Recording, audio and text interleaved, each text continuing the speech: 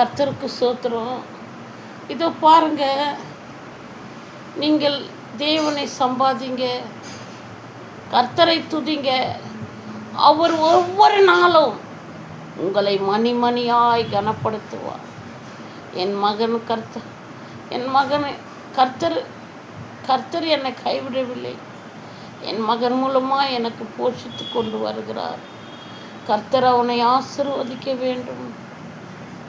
இதோ இந்த உலகத்திலே நாம் எதையுமே கொண்டு வர முடியாது, கொண்டு போகவும் முடியாது. ஆனால் தேவன் தந்த ஆசீர்வாதம், அவர் உள்ளான மனுஷன்லே உனக்கு ஒரு பலத்தை தருவார். நீ அனுபவி. அவர் உன்னை கவலையினாலும் உன்னை பிரச்சனையினாலும் பாடவிட மாட்டார்.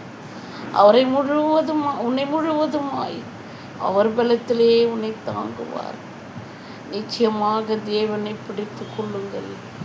நீங்கள் சோர்ந்து போகாமல் இடைவிடாமல் ஜெபிங்கள். கர்த்தர் உங்களுக்கு இரக்கம் பாராட்டுவாராக.